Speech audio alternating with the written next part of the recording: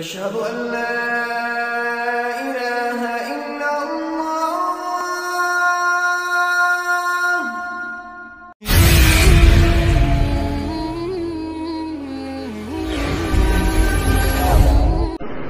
السلام عليكم ورحمة الله وبركاته. إن الحمد لله نحمده ونستعينه ونستغفره ونؤمن به ونتوكل عليه ونعوذ بالله من شرور أنفسنا ومن سيئات أعمالنا. من يهده الله فلا مضل له ومن يضلله فلا هادي له. وأشهد أن لا إله إلا الله وحده لا شريك له وأشهد أن محمدا عبده ورسوله صلى الله تعالى عليه وعلى آله وصحبه أجمعين. আল্লাহ সুবহানাহু ওয়া তাআলার মহান দরবারে লাখ শুকরিয়া জ্ঞাপন করছি, যিনি আমাদেরকে বিভিন্ন প্রতিকূলতা উপেক্ষা করে সালাতুল জুমা আদায় করার জন্য মারকাজুল উলুম আল ইসলামিয়া জামে মসজিদে আসার তৌফিক ইনায়েত করেছেন। এজন্য বলি আলহামদুলিল্লাহ।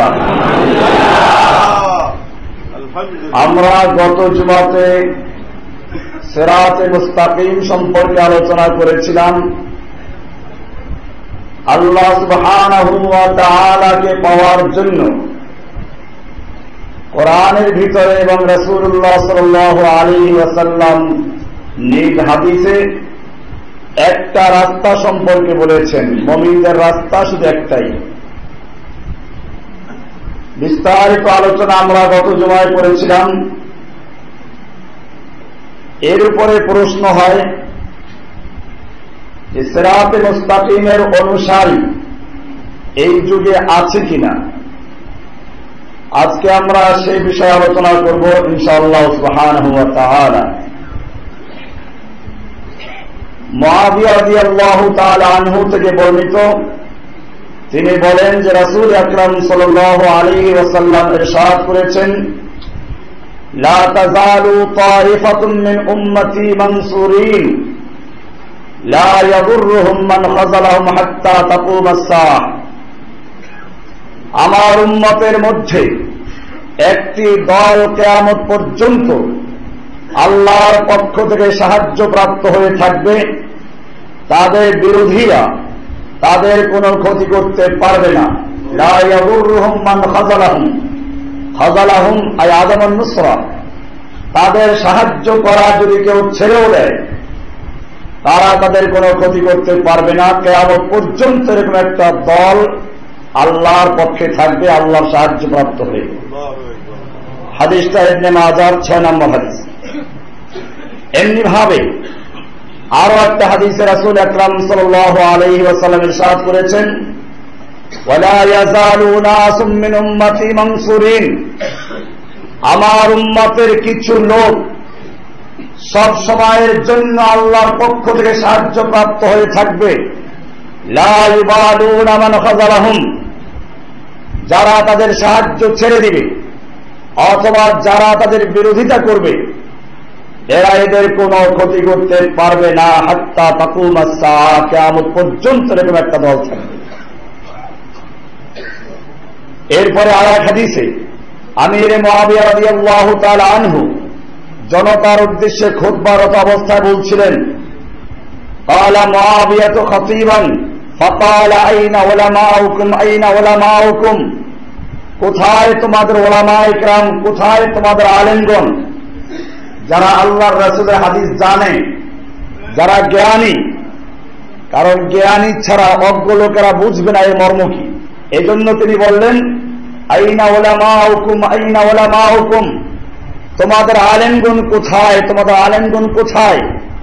সামি'তু রাসূলুল্লাহ সাল্লাল্লাহু আলাইহি ওয়াসাল্লাম ইয়াকুল, আমি রাসূলুল্লাহ সাল্লাল্লাহু আলাইহি ওয়াসাল্লামকে বলতে শুনেছি, তিনি বলেছেন, লা তাকুমুস সাআতু ইল্লা ওয়া তাইফাতুম মিন উম্মতি যাহিরুনা আলান নাস, কিয়ামত পর্যন্ত আমার উম্মতের একটা দল, একটা অংশ কিয়ামত পর্যন্ত বিজয়ী থাকবে। লা ইউবালুনা মান খাযালাহুম ওয়ালা মান নাসারাহুম, কে তাদের সাহায্য করলো আর কে সাহায্য ছেড়ে দিল এটা তারা পরোয়া করবে না। এই দলটি কারা, এদের বিশেষ কাজ কি, এটা এই হাদিসগুলোতে খাস করে বলা হয় নাই। এই কারণে এই লোকগুলো সম্পর্কে বিভিন্ন রকমের ব্যাখ্যা রয়েছে। ইমাম বুখারী রাহমাতুল্লাহি আলাইহি বলেছেন, আল বুখারী হুম আহলুল ইলম, এরা হচ্ছে আহলে ইলম, যারা ইলম চর্চা করে, মানুষের মধ্যে ইলম বিতরণ করে, আমল করে, এরাই হলো সেই লোকগুলো যাদের সম্পর্কে আল্লাহর রাসূল সাল্লাল্লাহু আলাইহি ওয়াসাল্লাম বলেছেন কিয়ামত পর্যন্ত একটা দল থাকবে। ইমাম আহমদ ইবনে হাম্বল রাহমাতুল্লাহি আলাইহি বলেছেন, ইল্লাম ইয়াকুনু আহলাল হাদিস ফালা আদরি মানহুম, উনি বলতে চান যে এই লোকগুলো হচ্ছে আহলুল হাদিস, অর্থাৎ যারা কোরআন এবং হাদিস নিয়ে চর্চা করে, কোরআন এবং হাদিস নিয়ে যারা আমল করে এবং এদিকে মানুষকে আহ্বান করে, এরাই হচ্ছে সেই কিয়ামত পর্যন্ত আল্লাহর পক্ষ থেকে সাহায্যপ্রাপ্ত দল। কাজী ইয়াদ রাহমাতুল্লাহি আলাইহি এই কথার ব্যাখ্যা করতে গিয়ে বলেছেন, ইন্নামা আরাদা আহমদু আহলাস সুন্নাতি ওয়াল জামাআতি ওয়া মান ইয়াতাকিদু মাযহাব আহলিল হাদিস। ইমাম আহমদ ইবনে হাম্বলের বক্তব্যের অর্থ হচ্ছে এই, কিয়ামত পর্যন্ত একটা দল হকের উপরে থাকবে, যারা কাউকে পরোয়া করবে না, এরা হচ্ছে আহলুস সুন্নাহ ওয়াল জামাআহ, যারা আল্লাহর রাসূল সাল্লাল্লাহু আলাইহি ওয়াসাল্লামের সুন্নাহ তথা তরিকাকে অনুসরণ করে, ওয়াল জামাআহ, সাহাবায়ে কেরামদের জামাআকে অনুসরণ করে, অর্থাৎ সাহাবায়ে কেরাম যেভাবে আল্লাহর নবীর সুন্নাহ তথা তরিকাকে অনুসরণ করেছে, এই রকম ভাবে তারা আল্লাহর নবীর সুন্নাহকে সাহাবায়ে কেরামদের আয়নায় দেখে, সাহাবায়ে কেরামদের জীবনী দেখে, সাহাবায়ে কেরাম যেভাবে আল্লাহর রাসূল সাল্লাল্লাহু আলাইহি ওয়াসাল্লামকে অনুসরণ করেছেন, আল্লাহর রাসূল সাল্লাল্লাহু আলাইহি ওয়াসাল্লামকে মান্য করেছেন, ঠিক সেরকম ভাবে কিয়ামত পর্যন্ত একটা দল থাকবে। আমি এটা গত জুমায় পরিষ্কার করেছিলাম, আল্লাহর নবীর যুগে, বর্তমান যুগের যে সমস্ত তরিকা নিয়ে মানুষকে সবক দেওয়া হচ্ছে, এই সমস্ত তরিকার অস্তিত্ব হয়েছিল? এই সমস্ত তরিকা আল্লাহর নবীর সময়ে জন্মগ্রহণ করে নাই, অথচ আল্লাহর নবী সাল্লাল্লাহু আলাইহি ওয়াসাল্লাম বলেছেন অনেক ফেরকা, অনেক গ্রুপ হবে, মাইয়াইশ মিনকুম বাদি ফাসায়ারা ইখতিলাফান কাসীরা, আমার পরে যারা তোমরা জীবিত থাকবে তারা অনেক মতবিরোধ দেখবে, মতভেদ দেখবে।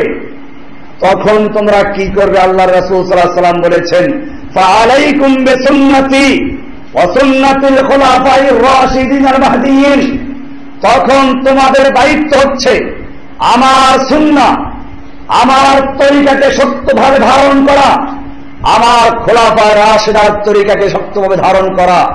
আব্দু আলাইহা বিন নওয়াজিজ, তোমরা তোমাদের মারির দাঁত দিয়ে শক্ত করে কামড়ে ধরো। এখানে আল্লাহর রাসূল সাল্লাল্লাহু আলাইহি ওয়াসাল্লাম পরিষ্কার বলে দিয়েছেন, মা আনা আলাইহি ওয়া আসহাবি, আজকে আমি এবং আমার সাহাবীরা যেই পথে, যেই মতে, যেই তরিকায় আছি, এরাই একমাত্র নাজাত পাবে।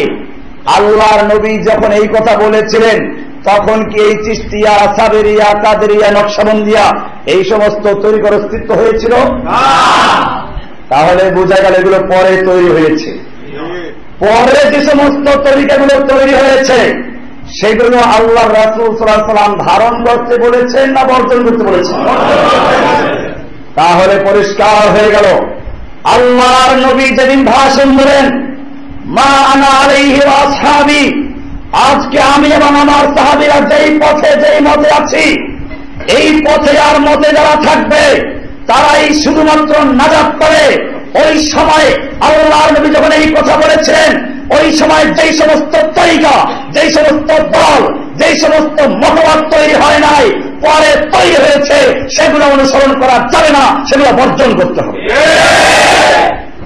আমার ভাইয়েরা, ইমাম নববী রাহমাতুল্লাহি আলাইহি তার প্রখ্যাত মুসলিম শরীফের শরহে নববী এর 13 নং খণ্ডের 67 নং পৃষ্ঠায় এই হাদিসের ব্যাখ্যা করতে গিয়ে বলেছেন, قلت ويحتمل أن هذه الطائفة متفرقة بين أنواع المؤمنين منهم شجعان مقاتلون ومنهم فقهاء ومنهم محدثون ومنهم زهاد وآمرون بالمعروف وناهون عن المنكر ومنهم أهل أنواع أخرى من الخير ولا يلزم أن يكونوا مجتمعين بل قد يكونون متفرقين في أقطار الأرض।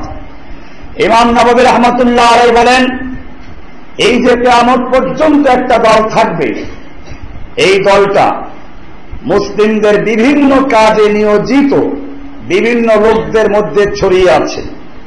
তাদের মধ্যে আছেন শাজানুন মুকাতিলুনা, ওই সমস্ত যোদ্ধা, ওই সমস্ত বীর পুরুষেরা, মুসলিম যোদ্ধারা যারা আল্লাহর রাস্তায় যুদ্ধ করছেন, 1 নম্বরে বলেন ওদেরকে। এরপরে বলেন আমিনহুম ফুকাহা, এদের মধ্যে রয়েছেন ফুকাহায়ে কেরাম, যারা কোরআন এবং হাদিস থেকে সঠিক মাসআলাগুলো বের করে উম্মতের মধ্যে প্রচার করেন কোরআন সুন্নাহ মোতাবেক চলার জন্য। এমনি ভাবে আমিনহুম মুহাদ্দিসুন, এদের মধ্যে রয়েছেন মুহাদ্দিসিনে কেরাম, যারা আল্লাহর রাসূল সাল্লাল্লাহু আলাইহি ওয়াসাল্লামের হাদিসকে প্রচার করেন, পড়াশোনা করেন, গবেষণা করেন, সহিহ হাদিসগুলোকে মানুষের সামনে প্রচার করেন। আল্লাহর নবীর নামে মিথ্যা যে হাদিসগুলো তৈরি করা হয়েছে সেগুলো থেকে সতর্ক করেন। এই মুহাদ্দিসিনরাও তাদের অন্তর্ভুক্ত। ওয়ামিনহুম যুহাদুন, তাদের মধ্যে আছেন ওই সমস্ত আবেদরা যারা সঠিকভাবে কোরআন এবং সুন্নাহ মেনে যারা আমল করে, অবশ্য মন গড়া তরিকায় যারা আমল করে তাদেরকে এর মধ্যে বলা হয় না। ওয়ামিরুনা বিল মারুফ ওয়া নাহুনা আনিল মুনকার, এদের মধ্যে রয়েছেন ওই সমস্ত লোকেরা যারা মানুষকে সৎ কাজের দিকে আহ্বান করে, অসৎ কাজ থেকে বারণ করেন। ওয়া মিনহুম আহলু আনওয়াইন উখরা মিনাল খায়র, এরকম আরো যারা ভালো কাজে রত আছেন। শর্ত একটাই, আমরা বলি যে কোনো কাজ আল্লাহর কাছে কবুল হওয়ার জন্য 2টা শর্ত। কার শর্ত? 1 নাম্বার হচ্ছে ইখলাসুন নিয়াতে, নিয়তটাকে খালিস করতে হবে শুধু আল্লাহকে সন্তুষ্ট করার জন্য। তাওহীদ ভিত্তিক, শিরক মুক্ত হতে হবে, কারণ শিরক যুক্ত যদি কোনো ইবাদত করা হয় এটা আল্লাহ গ্রহণ করবেন না। কোরআনে আল্লাহ সুবহানাহু ওয়া তাআলা পরিষ্কার বলেছেন, ইন্নাল্লাহা লা ইয়াগফিরু আন ইউশরাকা বিহি ওয়া ইয়াগফিরু মা দুনা যালিকা লিমান ইয়াশা, নিশ্চয় আল্লাহ সুবহানাহু ওয়া তাআলা ক্ষমা করবেন না যে আল্লাহর সঙ্গে কোনো ব্যক্তিকে কোনো কিছুকে শরীক করে অংশীদার বানায়। আল্লাহর ইবাদতের ক্ষেত্রে, আল্লাহর ক্ষমতার ক্ষেত্রে যেই কোনো ভাবে যারা আল্লাহর সঙ্গে শিরিক করে আল্লাহ এদের ক্ষমা করবেন না। ওয়া ইয়াগফিরু মা দুনা যালিকা লিমান ইয়াশা, আল্লাহ রাব্বুল আলামিন বলছেন এর নিচে যত গুনাহ আছে, এর চেয়ে ছোট যত গুনাহ আছে এগুলো আল্লাহ ক্ষমা করবেন। কোরআনে আল্লাহ সুবহানাহু ওয়া তাআলা আরো বলেছেন, ইন্নাহু মান ইউশরিক বিল্লাহি ফাকাদ হাররামাল্লাহু আলাইহিল জান্নাহ, নিশ্চয়ই যে ব্যক্তি আল্লাহর সঙ্গে শিরিক করল আল্লাহ তাআলা তার উপরে জান্নাতকে হারাম করে দিয়েছেন।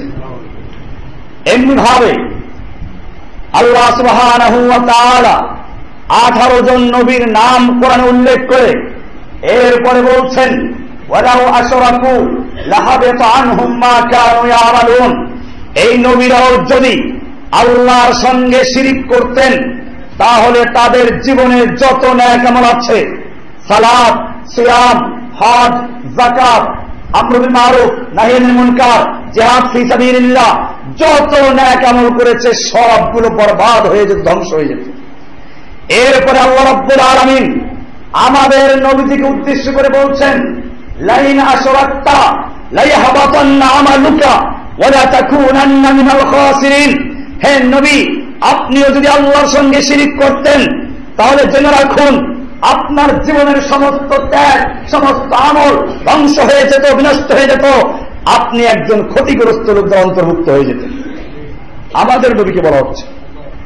এই জন্য আল্লাহ রাব্বুল আলামিন পবিত্র কোরআনে যে কোনো আমল কবুল করার জন্য শর্ত আরোপ করেছেন। সূরা জুমারের শেষ আয়াত দেখবেন লেখা আছে, ফামান কানা ইয়ারজু লিকা রাব্বিহি ফালইয়ামাল আমালান সালিহা ওয়া লা ইউশরিক বিইবাদাতি রাব্বিহি আহাদা। যে ব্যক্তি আল্লাহর সাক্ষাৎ লাভ করতে চায় সেই জন্য বেশি করে নেক আমল করে, আমলে সালেহ করে, ঠিক মতো করে, ওয়া লা ইউশরিক বিইবাদাতি রাব্বিহি আহাদা। আর গুরুত্বপূর্ণ শর্ত হচ্ছে আল্লাহর ইবাদত করতে গিয়ে, তার রবের ইবাদত করতে গিয়ে রবের ইবাদতের সঙ্গে অন্য কাউকে যেন শরীক না করে। কোরআনের ভিতরে আল্লাহ রাব্বুল আলামিন আরো শর্ত আরোপ করেছেন, আল্লাযীনা আমানু ওয়া লাম ইয়ালবিসু ঈমানাহুম বিযুলম।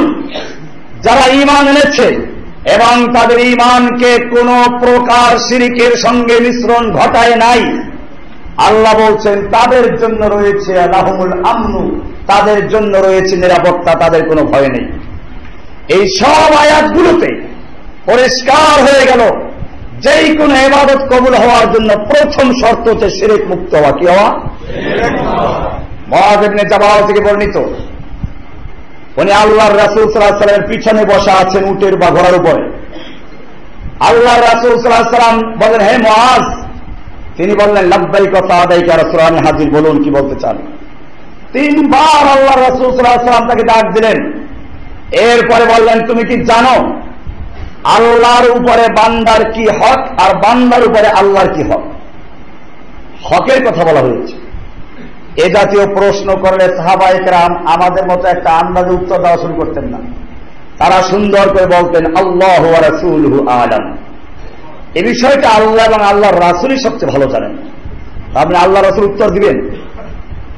আল্লাহর রাসূল সাল্লাল্লাহু আলাইহি ওয়াসাল্লাম বললেন, হকুল্লাহি আলা ইবাদিহি, বান্দার উপরে আল্লাহর হক হচ্ছে এই যে বান্দা আইয়াবুদুহু ওয়া লা ইউশরিকু বিহি শাইআ, শুধুমাত্র আল্লাহর ইবাদত করবে, আল্লাহর ইবাদতের সঙ্গে অন্য কাউকে শরীক করবে না। এটা হচ্ছে আল্লাহর হক বান্দার উপরে। আর বান্দার হক আল্লাহর উপরে কি? বান্দার হক হচ্ছে এই, যেই বান্দা তার ইবাদতের ক্ষেত্রে, আল্লাহর ইবাদতের ক্ষেত্রে আল্লাহর সঙ্গে কোনো কিছুকে শরীক করে নাই, তাকে জাহান্নামে না দেওয়া। এজন্য সব নবীদের মূল দাওয়াত ছিল এই তাওহীদের দাওয়াত। কোরআনে পরিষ্কার বলা আছে। আজকে আপনারা যে বইগুলো পাচ্ছেন এই বইয়ের মধ্যে লেকচারগুলো সবই দেওয়া আছে। আল্লাহ রাব্বুল আলামিন যত নবী এবং রাসূল দুনিয়াতে প্রেরণ করেছেন, সব নবী রাসূলদের এই দাওয়াত ছিল প্রথম দাওয়াত, আনি আবুদুল্লাহ ওয়াজতানিবুত তাগুত। কোরআনের ভিতরে আল্লাহ রাব্বুল আলামিন বলছেন, ওয়ামা আরসালনা মিন ক্বাবলিকা মির রাসূলিন ইল্লা নূহি ইলাইহি আন্নাহু লা ইলাহা ইল্লা আনা ফাবুদুন। আল্লাহ রাব্বুল আলামিন বলছেন, আমি যত নবী রাসূল আপনার আগে প্রেরণ করেছি, সব নবী রাসূলদের প্রতি এই নির্দেশ করা হয়েছিল, এই হুকুম দেওয়া হয়েছিল যে আল্লাহ লা ইলাহা ইল্লা, আল্লাহ ছাড়া কোন ইলাহ নেই, ফাবুদুন, অতএব তোমরা কেবলমাত্র আমার ইবাদত করো, অন্য করে ইবাদত করতে পারবে না। এইভাবে এই বইয়ের মধ্যে আমি 9 জন নবীর ভাষণ উল্লেখ করে দিয়েছি, আপনারা এগুলো নিয়ে যাবেন। 2 নম্বর শর্ত হচ্ছে যে কোনো ইবাদত করতে গিয়ে ইত্তেবা' সুন্নাহ।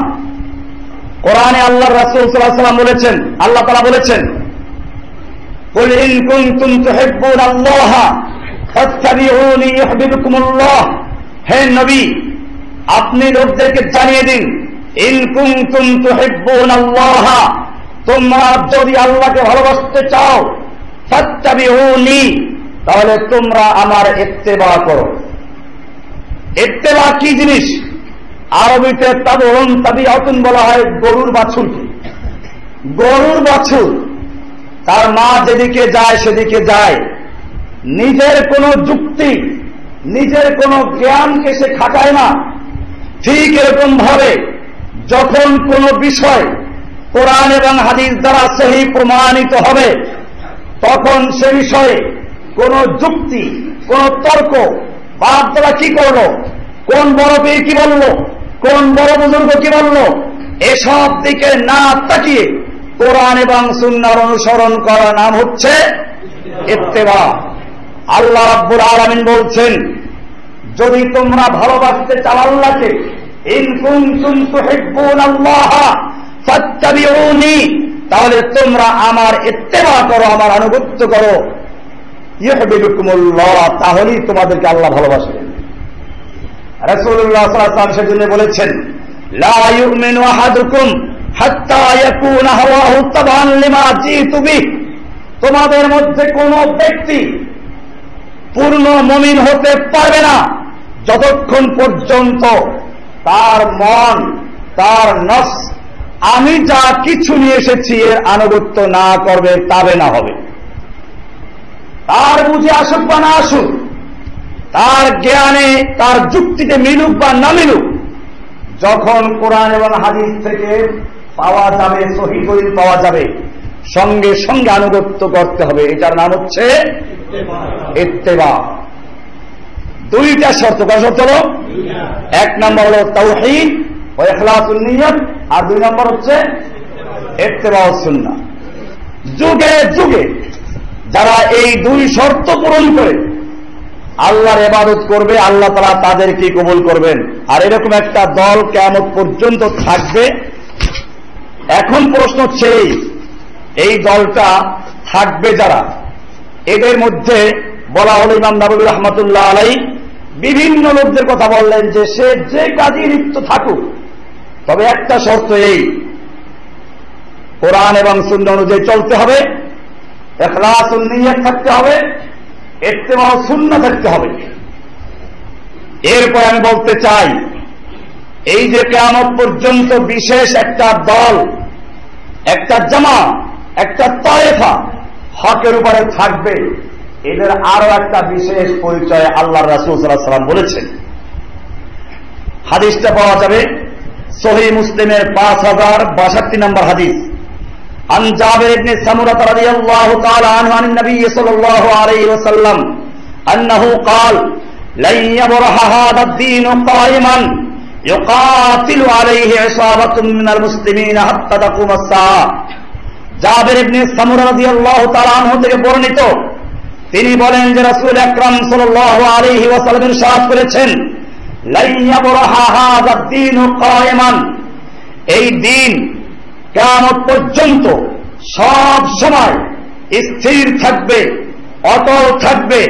ইউকাতিলু আলাইহি ইসাবাতুম মিনাল মুসলিমিন, মুসলিমদের একটা ইসাবা, একটা ক্ষুদ্র দল এই ইসলামের উপরে প্রতিষ্ঠিত থেকে যুদ্ধ করে যাবে। ইউকাতিলু কি করবে? কিতাল করবে, যুদ্ধ করবে। হাত্তা তাকুম আস-সাআহ, কিয়ামত পর্যন্ত এই দল থাকবে। আরো একটা হাদিসে আল্লাহর রাসূল সাল্লাল্লাহু আলাইহি ওয়াসাল্লাম বলছেন, এটা আছে আবু দাউদ শরীফের 2486 নম্বর হাদিস। আন ইমরান ইবনে হুসাইন রাদিয়াল্লাহু তাআলা আনহু قال قال رسول الله صلى الله عليه وسلم لا تزال طائفة من أمتي يقاتلون على الحق ظاهرين على من ناواهم حتى يقاتل آخرهم المسيح الدجال।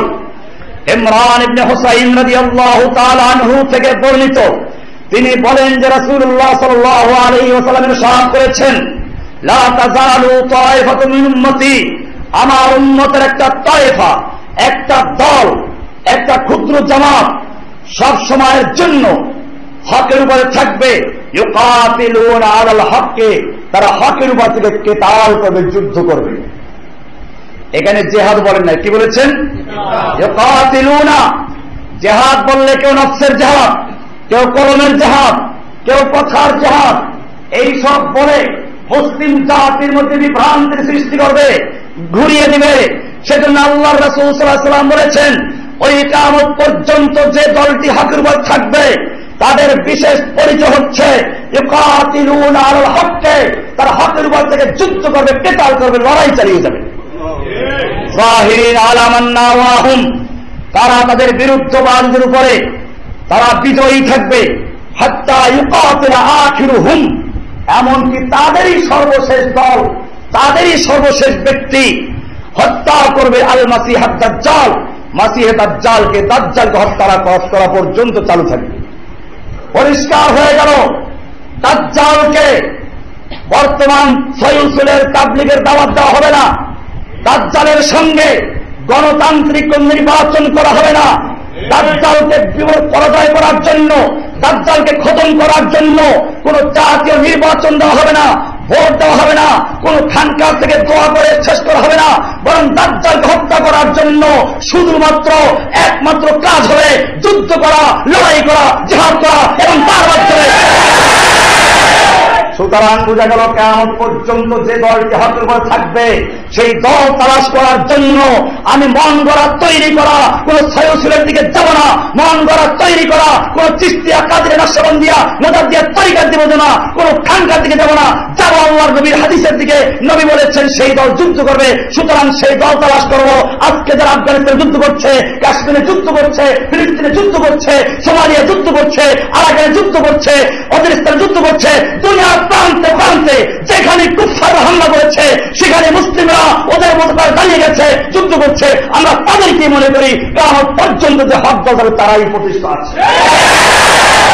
আল্লাহর নবী তাদের কথাই বলেছেন, মনে রাখতে হবে।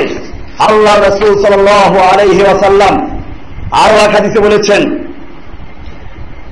হাদিসটা সহিহ মুসলিমের 412 নম্বর হাদিস, বাইহাকির 18,396 নম্বর হাদিস, ইবনে হিব্বানের 6,819 নম্বর হাদিস। عن جابر بن عبد الله رضي الله تعالى عنه يقول سمعت النبي صلى الله عليه وسلم يقول لا تزال طائفة من أمتي يقاتلون على الحق ظاهرين إلى يوم القيامة। আল্লাহর রাসূল সাল্লাল্লাহু আলাইহি ওয়াসাল্লাম বলছেন, আমার উম্মতের একটা দল, একটা তায়েফা সব সময়ের জন্য হকের উপরে যুদ্ধ করতে থাকবে, যাহিরিনা ইলা ইয়াউমিল কিয়ামা, কিয়ামত পর্যন্ত তারা বিজয়ী থাকবে। এই বিজয়ের মানে এই নয় তারা দুনিয়ার নগরে বিজয়ী থাকবে, এই বিজয়ের মানে হচ্ছে এই তারা তাদের আদর্শের ক্ষেত্রে কারো সঙ্গে আপোষ করবে না, তারা জীবন দিবে, তারপরও কোন বাতিলের সামনে মাথা নত করবে না। এই হচ্ছে বিজয়।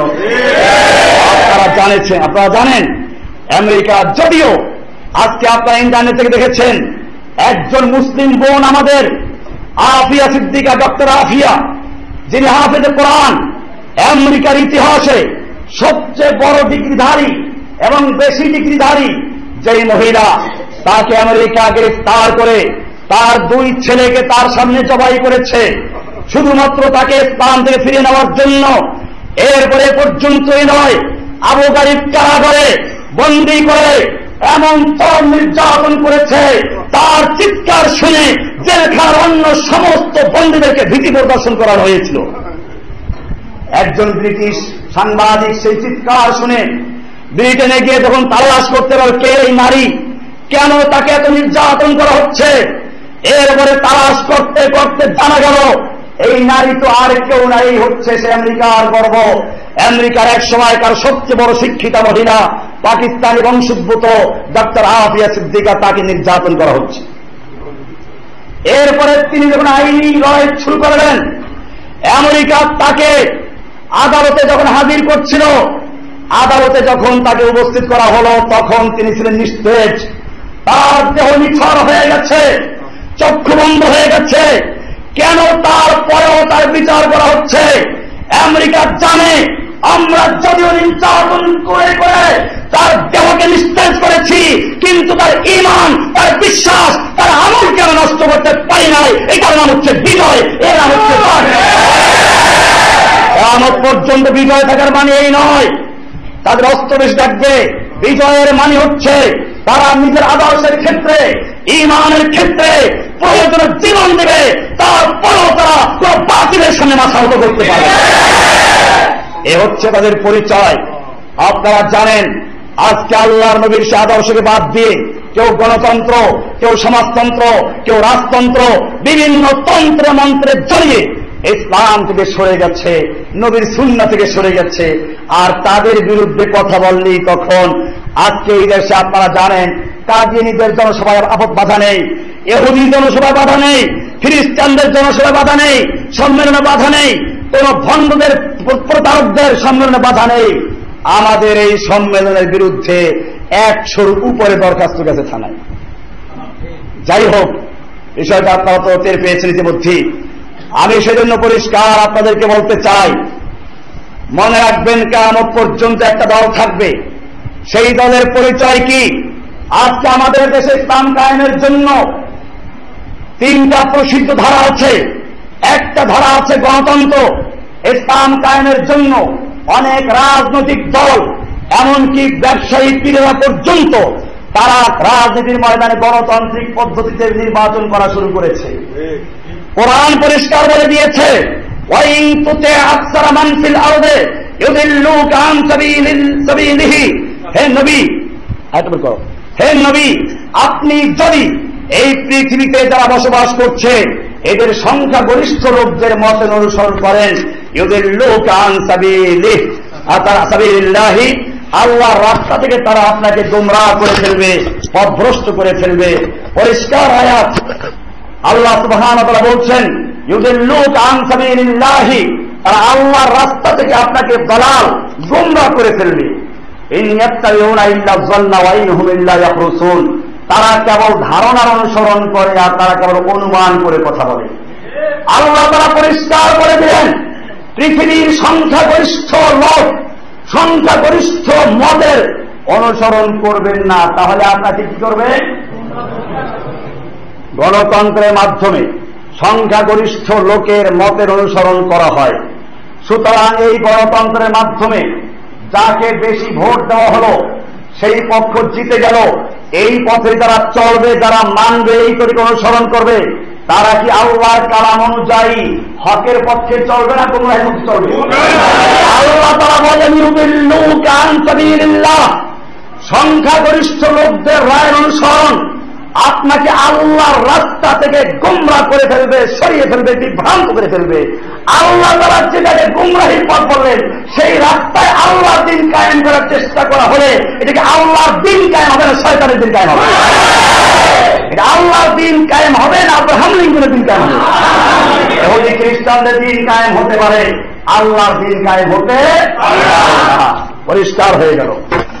আমি সংক্ষেপে বলছি, এগুলো আমার বইতে পরিষ্কার লেখা আছে। এরপরে আর একটা দল আছে, নফসের জিহাদ, বড় জিহাদ। এরা একটা হাদিস তৈরি করেছে, রাজানা মিনাল জিহাদ ইলাল জিহাদিল আকবার। আল্লাহর নবী কোন যুদ্ধের থেকে ফিরে বললেন, আমরা ছোট জিহাদ থেকে বড় জিহাদের দিকে প্রত্যাবর্তন করেছি। এই কিতাবে লেখা আছে, হাদিসটা জাল হাদিস, ভুয়া হাদিস। ইবনে আব্দুল্লাহ নামক এক সুফি তৈরি করেছে, দলিল পরিষ্কার দেওয়া আছে। আমার ভাইয়েরা, এই হাদিস কেন তৈরি করলো?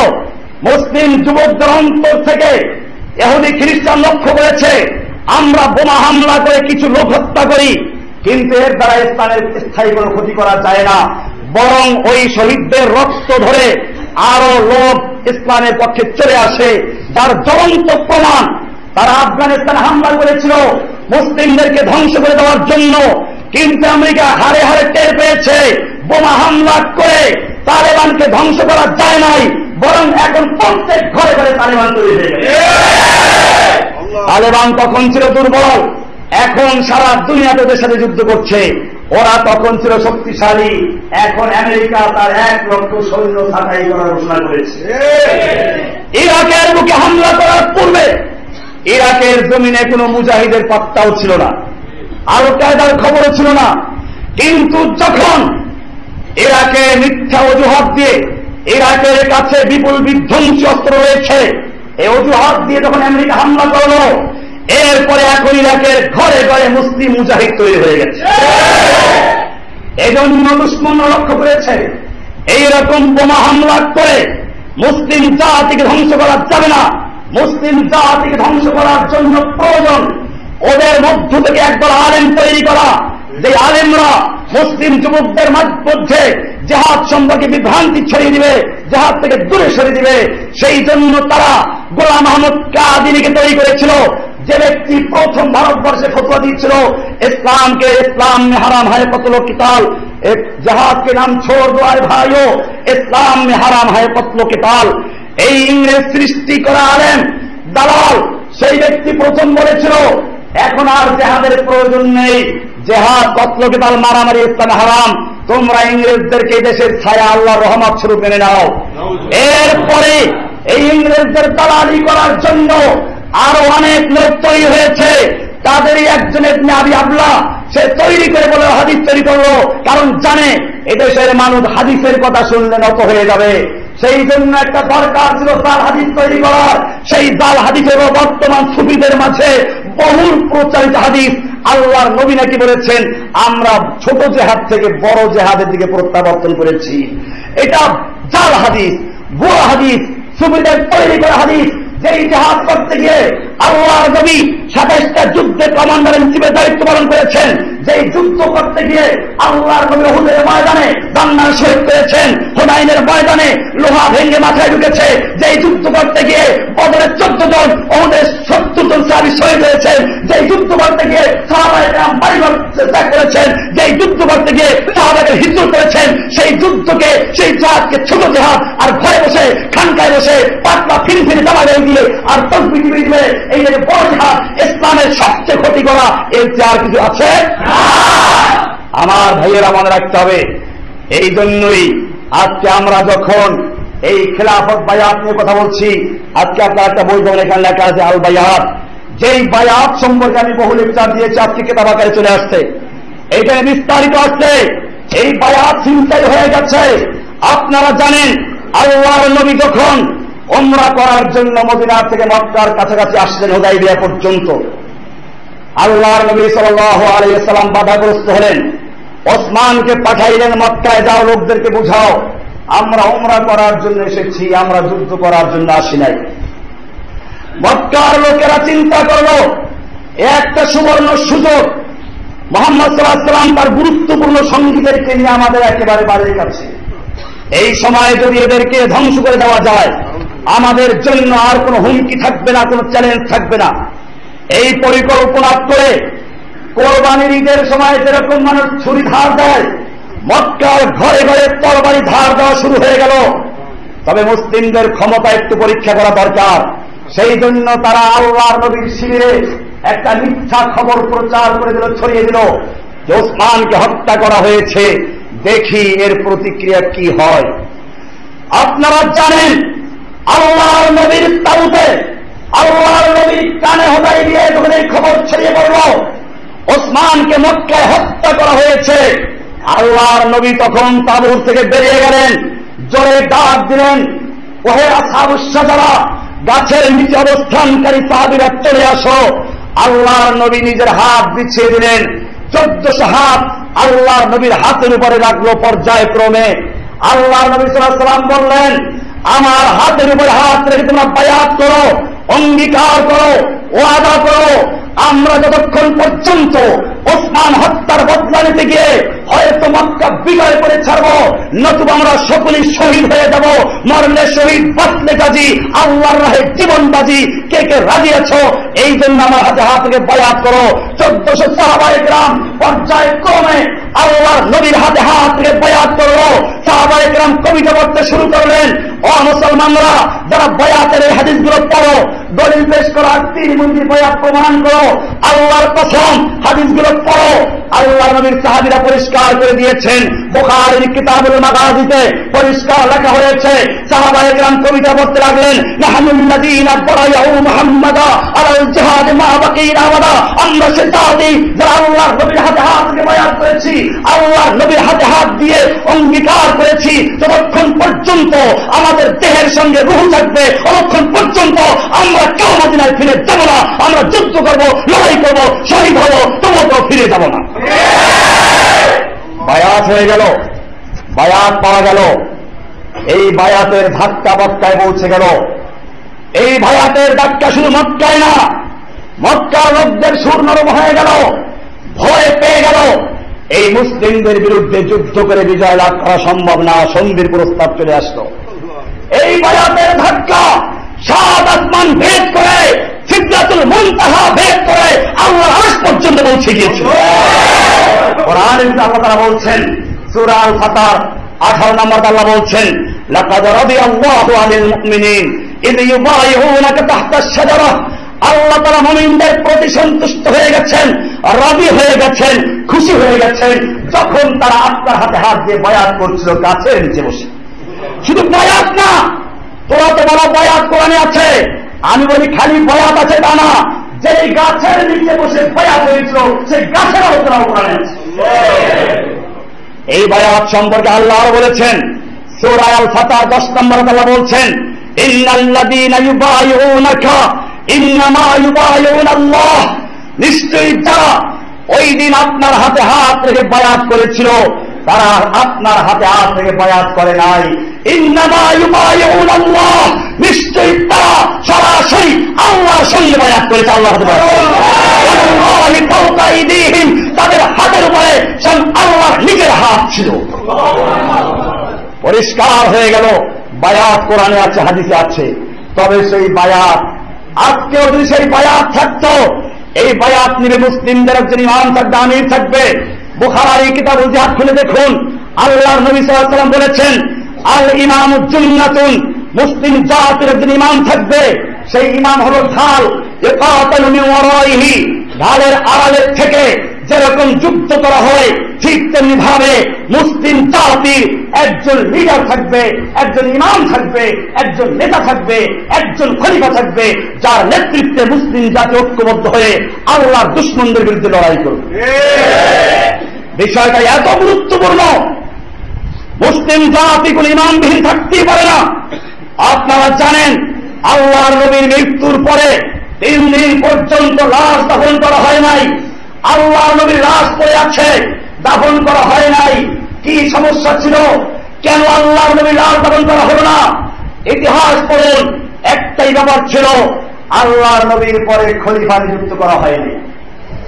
3 দিন পর্যন্ত লাশ পড়ে আছে। এরপরে যখন খলিফা নিযুক্ত হয়ে গেল, তারপরে মুসলিম জাতি আল্লাহর নবীর লাশ দাফন করেছে, ঠিক কিনা? আমি আপনাদেরকে বলতে চাই, আবু বকর সিদ্দিক যখন খলিফা নিযুক্ত হলেন, তখন কি মুসলিম জাতির মধ্যে আর কোন খলিফা ছিল? আর কোন খুচরা বায়াত নিয়েছিল কেউ? আবু বকরের পরে ওমর ইবনে খাত্তাব রাদিয়াল্লাহু তাআলা আনহু খলিফা নিযুক্ত হলেন, গোটা মুসলিম জাহানের একজন খলিফা। সেই সময়কে মুসলিম জাতির মধ্যে দ্বিতীয় আর কোন পীর, আর কোন খলিফা, কোন তরিকার বয়াত, কোন কিছু বয়াত নিয়েছিল না। এরপরে ওমর, ওসমান, আলী, যত জায়গায় খলিফা ছিল, মুসলিমদের খলিফা কয়জন? বায়াত নিবেন কয়জনে? আজকে সেই খেলাফত বায়াত চিন্তায় হয়ে গেছে, যার কারণে আজকে যদি মুসলিম জাতির একজন লিডার থাকত, পৃথিবীর 150 কোটি মুসলমান আছে, 150 কোটি ইমানদার আছে, লক্ষ লক্ষ মসজিদ আছে, শুধু বাংলাদেশি প্রায় 3 লক্ষ মসজিদ রয়েছে, হাজার হাজার মাদ্রাসা আছে, ইমাম আছে, মুয়াজ্জিন আছে, মাদ্রাসার তালিম আছে। আজকে যদি মুসলিম জাতির একজন লিডার থাকত, এই দেশে আল্লাহর দিন ছাড়া অন্য কিছু থাকতে পারে না। পৃথিবীতে আজকে আপনারা জানেন মুসলিম জাতির প্রথম কিবলা বাইতুল মুকাদ্দাস ইহুদি দখল করে আছে। মুসলিমদের বাড়ি ঘরগুলোকে বুলডোজার দিয়ে গুঁড়ে দেওয়া হচ্ছে। প্রতি জুমায় ইহুদিরা মুসলমানদের উপর হামলা করে মুসলমানদের হত্যা করছে। ইরাকের বুকে আমেরিকা হামলা করার পূর্বে অবরোধ দিয়ে 10 লক্ষ শিশুদেরকে হত্যা করল। এরপর বোমা হামলা করে লক্ষ লক্ষ মুসলিমদের হত্যা করলো, বন্ধু করলো। আফগানিস্তানে যুগ যুগ ধরে মুসলিমদেরকে পাখির মতো হত্যা করা হচ্ছে।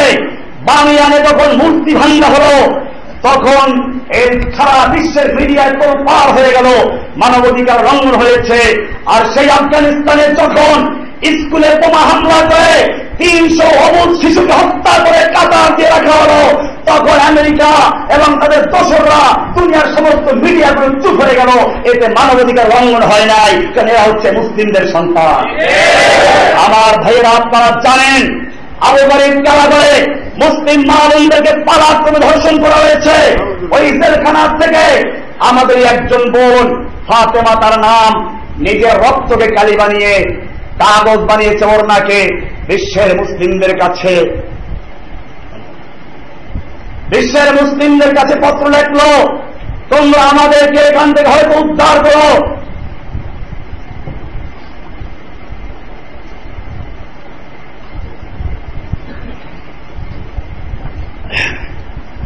নতুবা তোমরা আমাদেরকে বোমা হামলা করে উড়িয়ে দাও। আমাদের আর সহ্য হচ্ছে না। এরকম ভাবে আপনারা লক্ষ্য করেছেন কিছুদিন পূর্বে মুসলিম যুবকদেরকে হত্যা করে আফগানিস্তানে তাদের গায়ে পেশাব করে দিয়ে তারপরে ইন্টারনেটে ছেড়ে দিয়েছে। কোরআন শরীফকে পায়খানায় ফেলে দেওয়া হয়েছিল আগে, এরপরে কয়েকদিন আগে কোরআনকে আবার আগুনে পোড়ানো হলো। শুধু এ পর্যন্তই না, এর জেল শেষ হতে না হতে আবার কয়েকদিন আগে একটা গ্রামে ঢুকে নির্বিচারে 5 মাসের শিশু থেকে শুরু করে 80 বছরের বুড়ো পর্যন্ত পাইকারি হত্যা করা হয়েছে।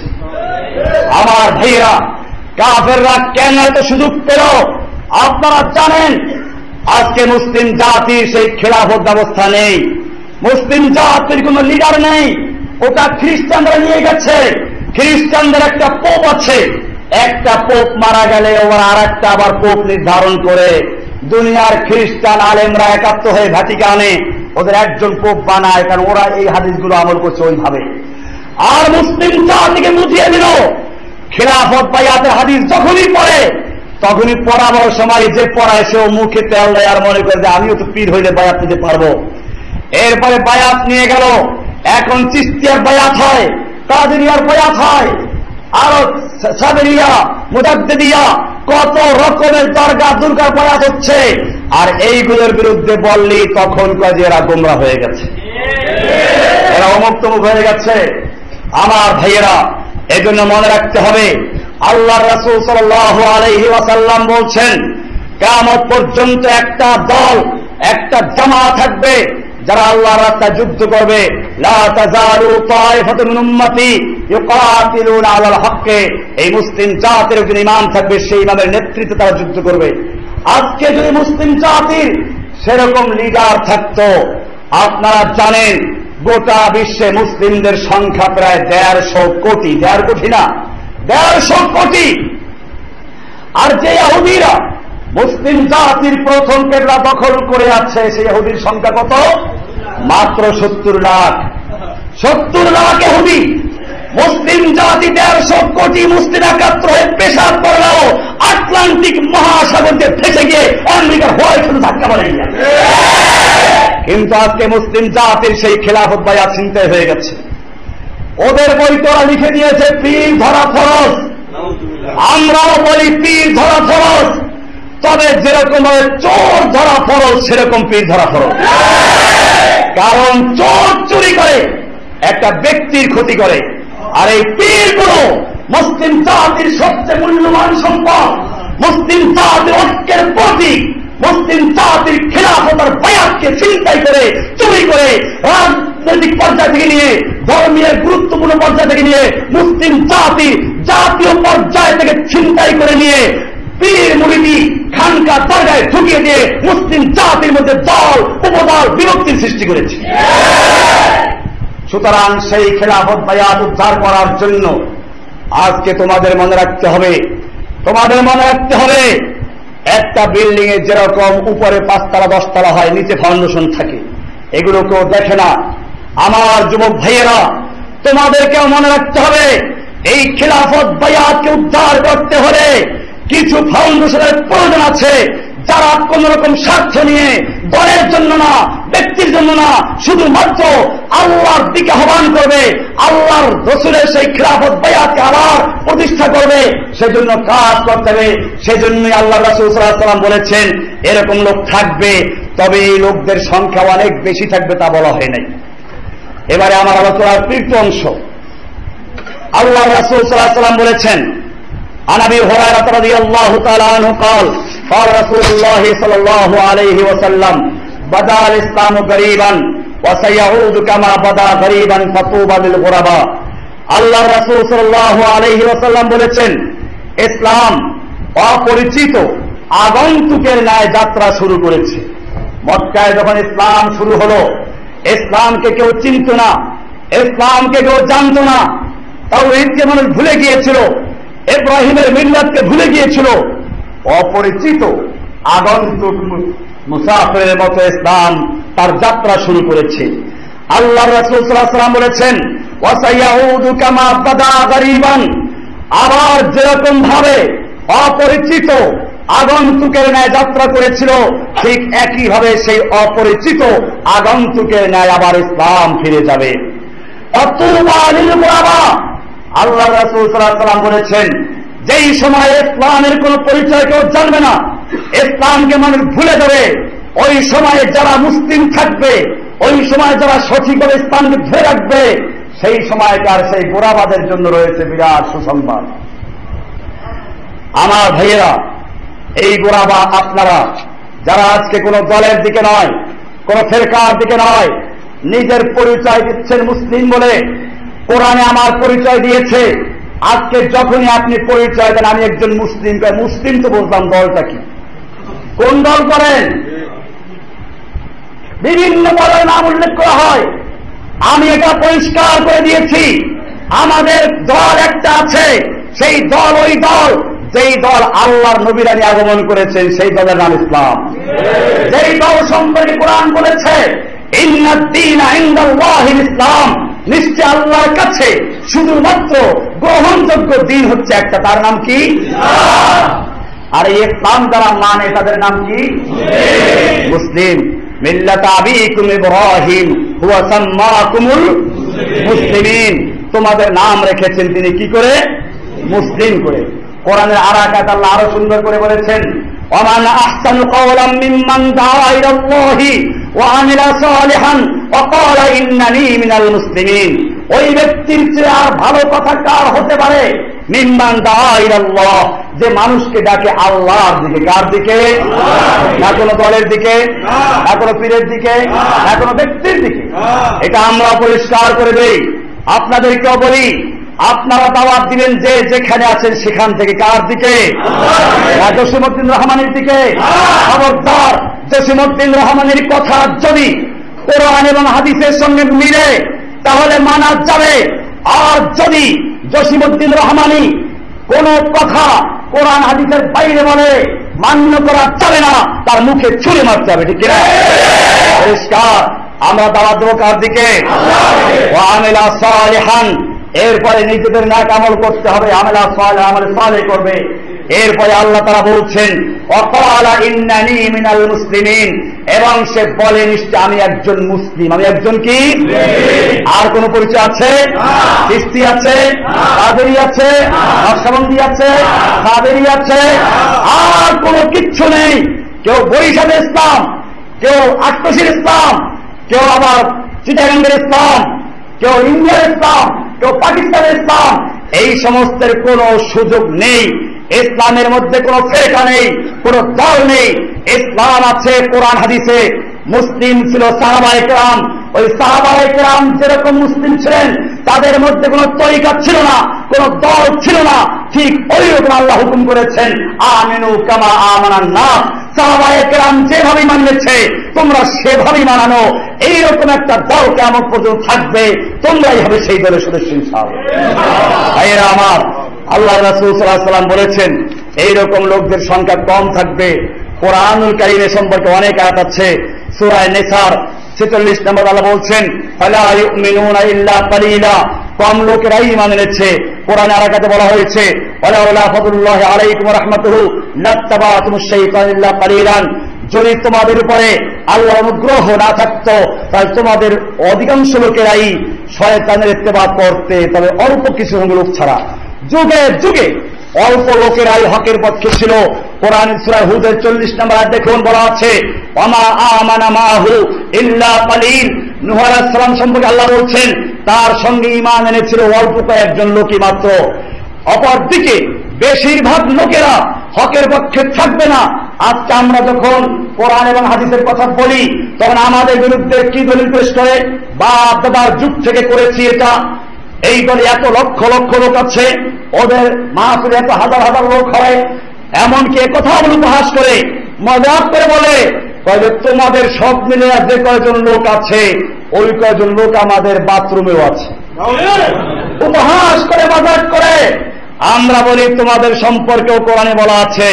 কোরআনের সূরা বাকারা 100 নম্বরে আল্লাহ বলছেন আকসারহুম লা ইউমিনুন, পৃথিবীর বেশিরভাগ লোক লা ইউমিনুন, ওরা ঈমান আনবে না।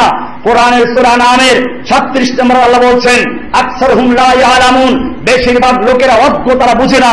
কোরআনের সূরায়ে আনআমের 111 নম্বরে বলছেন আকসারহুম ইয়াজহালুন, বেশিরভাগ লোক জাহেল, মূর্খ। কোরআনের সূরা আরাফের 17 নম্বর আয়াতে আল্লাহ বলছেন ওয়ালা তাজিদু আকসারহুম শাকিরিন, বেশিরভাগ লোকদেরকে তুমি কৃতজ্ঞ পাবে না। ওরা অকৃতজ্ঞভাবে আল্লাহর কৃতজ্ঞতা আদায় করবে না। ওরা পীরের কৃতজ্ঞতা আদায় করবে, ওরা খানকার করবে, কিন্তু আল্লাহর কৃতজ্ঞতা আদায় করবে না। কোরআনের সূরা আরাফের 102 নম্বর আল্লাহ বলছেন ওয়াইন ওয়াজাদনা আকসারহুম লাফাসিকিন, বেশিরভাগ লোককে আমি ফাসিক পেয়েছি। কোরআনের সূরা ইউসুফের 106 নম্বর আল্লাহ বলছেন ওয়ামা ইউমিনু আকসারহুম বিল্লাহি ইল্লা ওয়া হুম মুশরিকুন, বেশিরভাগ লোক ঈমান আনবে না, তবে ঈমান আনে শিরক যুক্ত অবস্থায়। কি অবস্থায়? শিরক যুক্ত অবস্থায়। কেমনে এই মুশরিক কারা? এই মুশরিক কাফেরদের বলা হয় নাই, এই মুশরিক বুশেরা না, এই মুশরিক হিন্দুরা না, এই মুশরিক মুমিন মুশরিক যারা ঈমান আনে। এই মুশরিক ওই সমস্ত লোকেরা যারা মনে করে আল্লাহকে পাইতে হইলে পীরের ভায়া মাধ্যম ছাড়া পাওয়া যাবে না। এই মুশরিক তারা যারা জিকির করতে গিয়ে বলে আমি আমার কলবের দিকে মুতাওয়াজ্জু, আমার কলব আমার পীর কিবলার কলবের দিকে মুতাওয়াজ্জু, যারা পীরের কলব আল্লাহর দিকে ভায়া মাধ্যমদের মুতাওয়াজ্জু করে। অথচ আপনারা জানেন আমরা সালাতে দাঁড়িয়ে বলি ইয়াকা না'বুদু, আল্লাহ কেবলমাত্র তোমারই গোলামি করি। কোন ভায়া মাধ্যম আছে?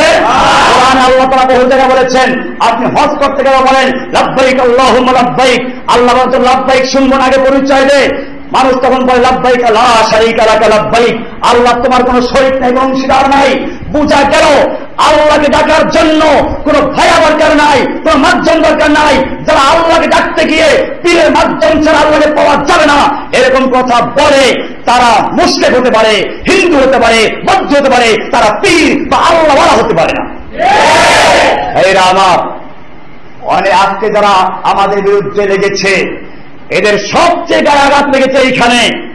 চরমনাই পীরের মুরিদরা আমাদের সবচেয়ে বেশি বাধা সৃষ্টি করেছে। কেন? আপনারা জানেন এই চরমনাই পীরের বই আছে মাওয়াজে সাকিয়া, এর 55 পৃষ্ঠা লিখে দিয়েছে পীরের কাছে মুরিদ হওয়া ফরজ। ফরজ বিধান দেওয়ার মালিককে প্রচলিত পীর মুরিদি তিস্তিয়া সাবেরিয়া কাদের নকশবন্দিয়া মুজাদ্দিদিয়া এই তরিকার বায়াতকে পীর ধরে, এই তরিকার বায়াতকে ফরজ বলা, এই জাতীয় পীর ধরা ফরজ, এই সমস্ত বিধান আল্লাহ দিয়েছেন, আল্লাহ রাসূল বলেছেন। আল্লাহর বিধানের পরিবর্তে নিজেরা বিধান তৈরি করে আল্লাহ তাআলা তাদের সম্পর্কে বলেছেন আল্লাহুম শুরাকা শারাউ লাহুম মিনাদ-দীন মা লাম ইয়াযাম বিহিল্লাহ, তাদেরকে এমন কোন অংশীদার আছে, এমন কোন পীর বুজুর্গ আর দেবদেবী আছে যারা আল্লাহ যে শরিয়ত দেন নাই, আল্লাহ যা অনুমোদন করেন নাই, এমন শরিয়ত তারা মানুষের জন্য তৈরি করে দিচ্ছে। ওই পীর সাহেবের বই, চরমনাই পীর সাহেবের বই মাওয়াজে সাকিয়া 55 পৃষ্ঠা লেখা আছে, কারো যে 2 জন পীর হয়, 2 পীর 2 ডান আপনা करके বেহেশত में ले जाएगा कोई हर्ज नहीं।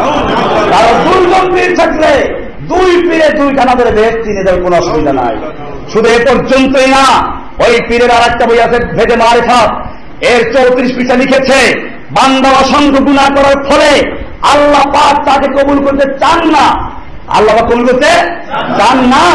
পীর অনুনয় বিনয় করে আল্লাহর কাছে বললে ওই অনুনয় বিনয় শুনে আল্লাহ মাফ করবেন। ভাইরা আমার, আমি কিতাবের দলিল পেশ করেছি, এই বই লেখাগুলোর মধ্যে পাবেন আজকে আপনারা। পরিষ্কার দিতে কোন আয়াত আছে, আল্লাহ বলছেন মান ইয়ামাল সুআন আও ইয়াজলিম নাফসাহু সুম্মা ইস্তাগফিরুল্লাহ ইয়াজিদিল্লাহ গফুরুর রহিমা। আল্লাহ সুবহানাহু ওয়া তাআলা পবিত্র কোরআনে বলছেন মান ইয়ামাল সুআন আও ইয়াজলিম নাফসাহু, যে কোনো ব্যক্তি যত অন্যায় করুক অথবা নিজের উপর জুলুম করুক, সুম্মা ইস্তাগফিরুল্লাহ, এরপরে যদি আল্লাহর কাছে ক্ষমা চায়, ইস্তাগফিরুল্লাহ আল্লাহর কাছে ইস্তিগফার করে, ইয়াজিদিল্লাহ গফুরুর রহিমা, সে অবশ্যই আল্লাহকে ক্ষমাশীল পাবে, দয়ালু পাবে, বিরক্ত পাবে না, রাগান্বিত পাবে না, ধিক্কার দেওয়ালা পাবে না। আল্লাহ তাকে ক্ষমা করে দিবেন। আল্লাহ বলছেন ক্ষমাশীল পাবে, দয়ালু পাবে। পীর বলছে আল্লাহ মাফ করতে চান না, পীর কেমন আল্লাহকে মানব। আর এই কথাগুলো যখন আমরা তুলে ধরি তখন আমাদের কণ্ঠে স্তব্ধ করার জন্য থানায় গিয়ে 150 করে বরখাস্ত করেছে। আমার ভাইয়েরা, আজকে আমি তোমাদেরকে পরিষ্কার করে দেই, হতে পারে আমাদের এই মসজিদ থাকবে না, হতে পারে আমাদের কোন জায়গায় স্থান থাকবে না, যে যেখানে থাকবে পৃথিবীর আনাচে কানাচে জঙ্গলের যেখানে থাকবো সেখান থেকে এই শিরকের বিরুদ্ধে তোমরা প্রচার চালিয়ে দেবে। ভাইয়েরা আমার, মনে রাখবেন, মনে রাখবেন, ওদের ক্ষমতা আছে, হয়তো ওরা হামলা করে আমাদের মসজিদ ভেঙে দিবে, আর ওদের দৃষ্টিতে ওদের গায়ে আগুন লেগেছে। আমাদের কোন এক ভাই বলেছেন 150 বছরের পীর মুরিদির ব্যবসা, বিনা পুঁজির ব্যবসা, কোনো লস নাই, এই ব্যবসায় আপনি হাত দিয়েছেন, আপনাকে কি ওরা ছাড়বে? আমিও বলতে চাই, এদের ব্যবসা, এই পীর মুরিদির ব্যবসা, বিনা পুঁজির ব্যবসা, গরিব মানুষকে ধোঁকা দিয়ে তাদের কষ্টার্জিত পয়সা, রিক্সার পয়সা নিয়ে এই পীরগুলো ঢাকার মুখে বড় বড় হেরাত করেছে, বিল্ডিং করেছে, হাউজিংয়ের মালিক বলে গেছে, গাড়ি বাড়ি করেছে। আমাদের মনে রাখতে হবে, মুসলিম জাতিকে এদের খপ্পর থেকে, এদের ধোঁকা থেকে উদ্ধার করা তোমাদের ইমানের দায়িত্ব। এরা আমার জেনে রাখো, সংখ্যাগরিষ্ঠ দল অনেক ভারী, আমি সে কথা বলছিলাম। আল্লাহ রাসূল সাল্লাল্লাহু আলাইহি ওয়াসাল্লাম বলেছেন, কিয়ামত পর্যন্ত একটা দল থাকবে, ক্ষুদ্র দল। কোরআনের ভিতরে আল্লাহ তাআলা সূরা আনআমের, সূরা আল ফুরকানের 44 নম্বর আল্লাহ সুন্দর করে বলেছেন, আম তাহসাবু আন্না আকসারাহুম ইয়াসমাউন আও ইয়াকিলুন, আপনি কি মনে করেছেন বেশিরভাগ লোকেরা হকের কথা শুনবে আর বুঝবে? আপনি কি মনে করেছেন, আল্লাহ প্রশ্ন করেছেন, আম তাহসাবু, তুমি কি মনে করেছো, আন্না আকসারাহুম, যে তাদের বেশিরভাগ লোক, ইয়াসমাউন আও ইয়াকিলুন, শুনবে অথবা বুঝবে? না, আল্লাহ বলছেন, ইনহুম ইল্লা কাল আনআম, না, বেশিরভাগ লোক তো পশুর মতো। বেশিরভাগ লোক কিসের মতো? শুধু এ পর্যন্তই না, এরপর আল্লাহ তাআলা বলছেন, বাল হুম আদাল্লু সাবিলা, বরং এরা এর চেয়েও, পশুর চেয়েও বেশি পথভ্রষ্ট, পশুর চেয়েও বেশি পথভ্রষ্ট। তাই বেশিরভাগ লোক সম্বন্ধে আল্লাহ তাআলা কি বললেন? আপনি কি মনে করেছেন বেশিরভাগ লোকেরা শুনবে অথবা বুঝবে? না, বেশিরভাগ লোক তো পশুর মতো। এরপর আল্লাহ বলছেন, না কালানা আম, না পশুর মতো না, বরং তার চেয়েও পথভ্রষ্ট। আপনারা বলে একটা হাদিসে আসছে, عن ابن عمر قال قال رسول الله صلى الله عليه وسلم لا يجمع الله هذه الأمة على الضلال أبدا وقال يد الله على الجماعة فاتبعوا السواد الأعظم فإنه من شذ في النار। এই হাদিস ধরে দলিল পেশ করে ইয়াদুল্লাহ আলাল জামা, আল্লাহর হাত আছে জামার উপর, দলের উপরে, তোমরা বড় দলকে অনুসরণ করো। এই হাদিস এতক্ষণ পর্যন্ত যে আয়াতগুলো আমি বললাম তার পরিপন্থী। 2 নাম্বার, এই হাদিস সম্পর্কে, এই হাদিসটা ইবনে মাজাহ হাদিস, ইবনে মাজাহর শারিহ ফুয়াদ আব্দুল বাকি বলেছেন, ওয়াল হাদিসু ইয়াদুল্লু আলা আন্নাহু ইয়ানবাগিল আমাল বিকওলিল জুমহুর, এই হাদিস দ্বারা বোঝা যায় সংখ্যাগরিষ্ঠ লোকদের মত অনুসরণ করতে হবে, অথচ এটা কোরআনের বিপরীত। এই হাদিসটা দুর্বল, দাঈফুন জিদ্দান, এই হাদিসটা একেবারে দুর্বল। দুনাল জুমলাতুল উলা, তবে প্রথম অংশটা সহিহ আছে, কিন্তু এর পরে যেটা আছে ফাত্তাবিউস সাওয়াদাল আযম, এই অংশ সম্পর্কে বলছেন দাঈফুন জিদ্দান, এই হাদিসটা একেবারে দুর্বল, এটা আল্লাহর নবীর হাদিস সহিহ না। এরপরে আরো ওলামায়ে কেরাম বলেছেন এই সম্পর্কে, মুহাদ্দিসিনে কেরামদের আরো অনেক মতামত আছে এই হাদিস সম্পর্কে। এই হাদিস সম্পর্কে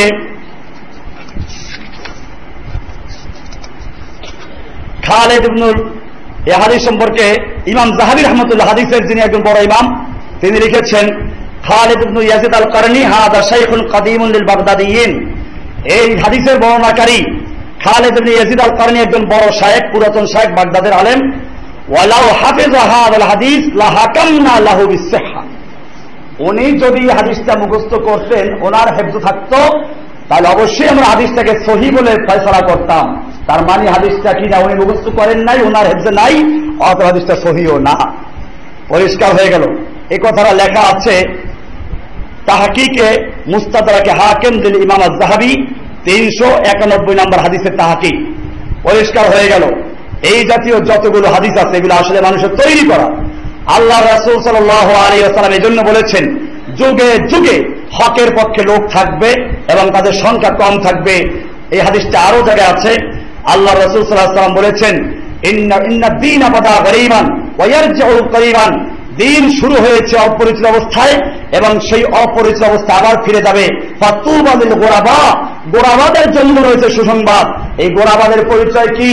আল্লাহ রাসূল সাল্লাল্লাহু আলাইহি ওয়াসাল্লাম বলছেন, আল্লাযীনা ইউসলিহুনা মা আফসাদান নাসু বাদি মিন সুন্নতি, গোরাবা হচ্ছে তারা আমার মৃত্যুর পরে আমার সুন্নাতকে যারা পরিবর্তন করেছে, আমার সুন্নাতকে বিকৃত করেছে, আমার সুন্নাত বাদ দিয়ে চিশতিয়া কাদরিয়া নকশবন্দিয়া তরিকা তৈরি করেছে, আমার জিকিরকে বাদ দিয়ে ওরা তরিকার জিকির তৈরি করছে, হাত সে দম, পাঁচান পাপ, নাক দিয়ে পিঠ দিয়ে কত রকম জিকির যে করে, এই সমস্ত যারা আমার তরিকা পরিবর্তন করে নিজেরা মন গড়া তৈরি করেছে, এইগুলো যারা সংশোধন করবে, উম্মার মধ্যে আবার সুন্নাত ফিরিয়ে আনবে, আল্লাহ রাসূল সাল্লাল্লাহু আলাইহি ওয়াসাল্লাম তারাই হচ্ছে সেই গোরাবা।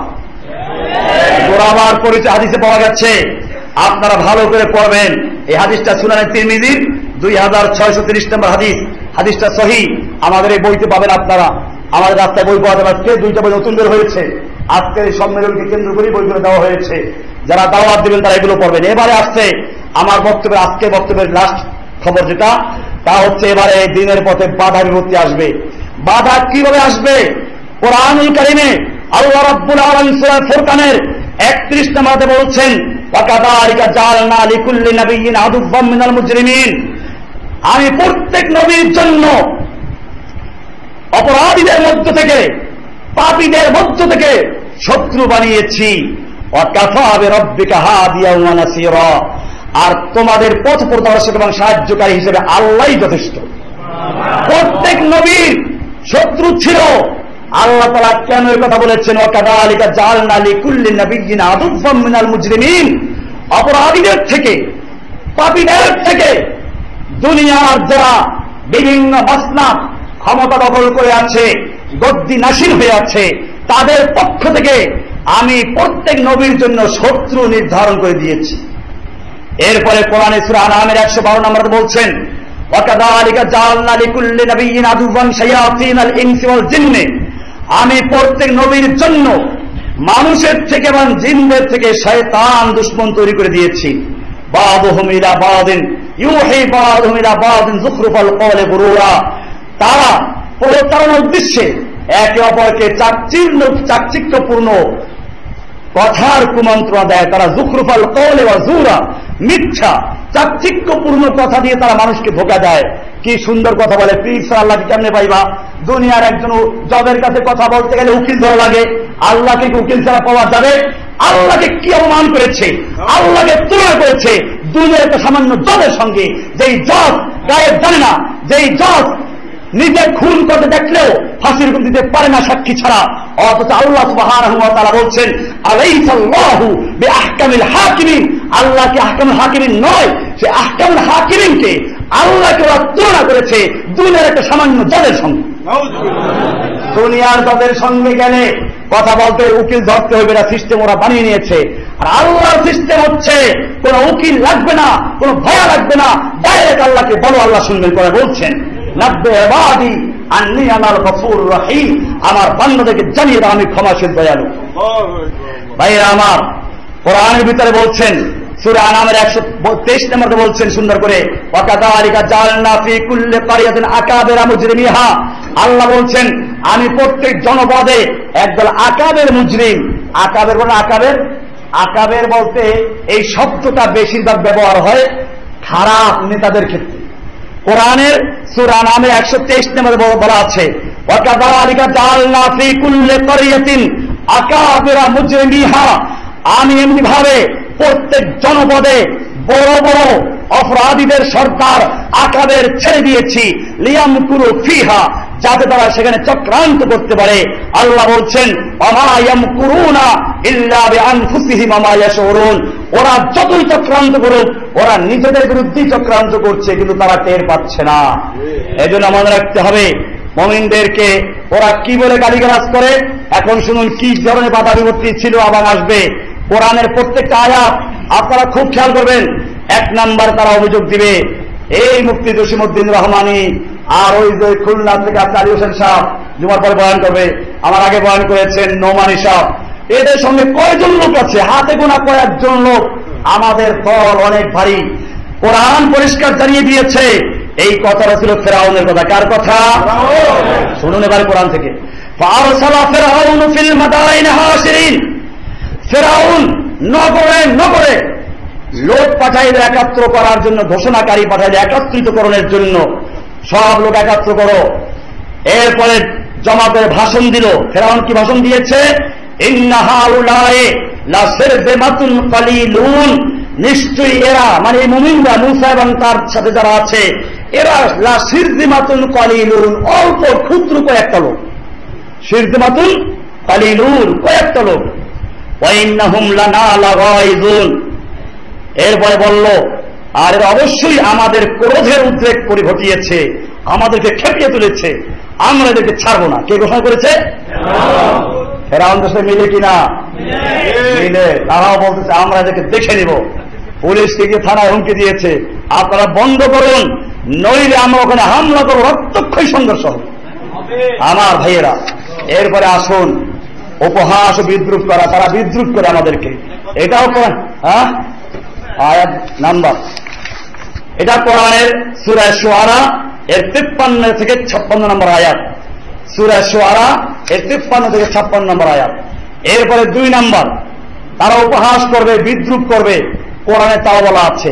সূরা ইয়াসিনের 30 নম্বর আয়াত, আল্লাহ বলছেন ইয়া হাসরাতান আলাল ইবাদ মা ইয়াতিহিম মির রাসূলিন ইল্লা কানু বিহি ইস্তাহজিউন। আল্লাহ তাআলা বলছেন আফসোস বান্দাদের উপর, তাদের নিকট যখনই কোন রাসূল এসেছেন তখনই তাকে তারা বিদ্রুপ করেছে, উপহাস করেছে, মজাক করেছে, ইস্তেহজা করেছে। বলছে ইল্লা কানু বিহি ইস্তাহজিউন, এখন তারা আমাদেরকে ইস্তেহজা করে, কি তো উপহাস করে আপনাদের কাছে গেলে পাইবেন।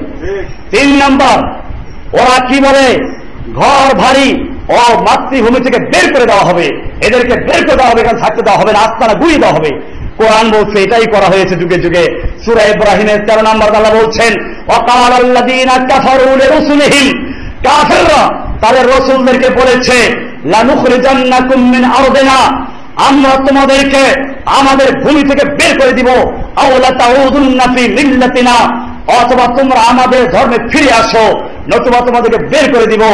আল্লাহ তাআলা বলছেন ফাআওহা ইলাইহিম রাব্বুহুম লানুহলিকান্নাজ জালিমিন, আল্লাহ তাদের উপর ওহী করলেন নবীদের কাছে, আমি জালেমদেরকে ধ্বংস করে ছাড়বো। ভাইরা আমার, পরিষ্কার হয়ে গেল যুগে যুগে কুফাররা, কাফের মুশরিকেরা নবীদেরকে এই কথাই বলেছে, আমরা তোমাদেরকে দেশ থেকে বের করে দিব, তোমাদের আস্তানা গুড়িয়ে দিব, আমাদেরকে তাই বলা হচ্ছে। এই জন্য কোনো ভয় পেলে চলবে না। আল্লাহ তাআলা সঙ্গে সে কথা বলেছেন লানুহলিকান্নাজ জালিমিন, আমি জালেমদের ধ্বংস করে দেব, জালেমদের ক্ষমতাকে ধূলিসাৎ করে দেব।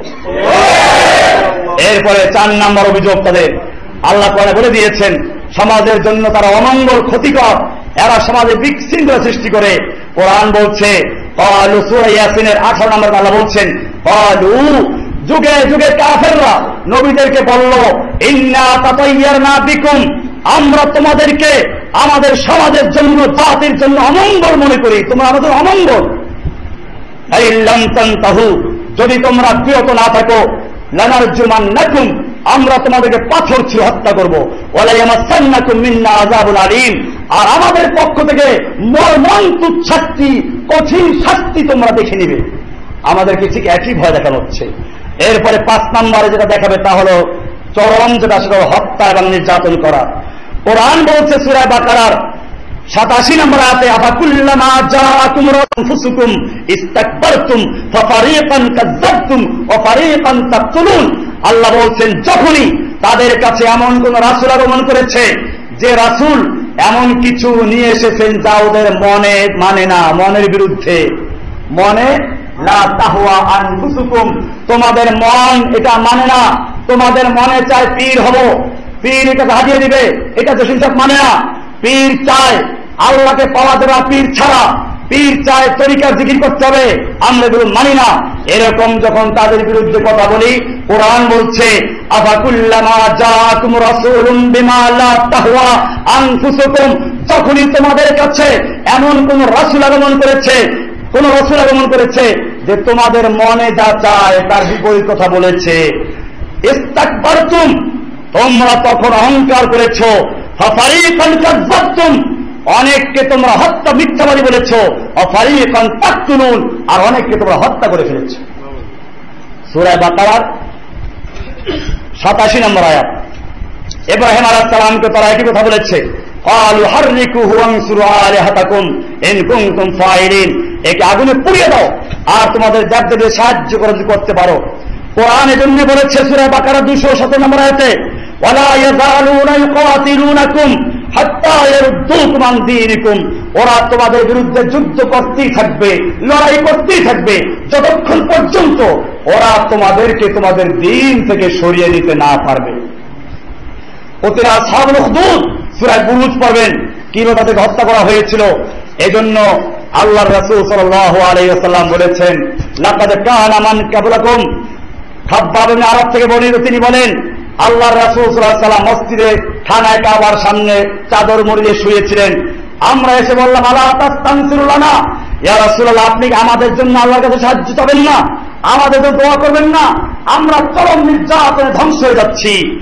আল্লাহর রাসূল সাল্লাল্লাহু আলাইহি ওয়াসাল্লাম সোজা হয়ে বসলেন, তারপরে বললেন, লাকাদ কানা মান ক্বাবলাকুম, তোমাদের আগে যারা ছিল তাদের উপরে এমন নির্যাতন হতো, লা ইউমশাতু বিমিশাতিল হাদীদ মা দুনা আযামিহি মিন লাহমিন আও আসাবিন, তাদেরকে লোহার চিরুনি দিয়ে তাদের গোশত এবং হাড্ডিগুলোকে আলাদা করে ফেলা হতো।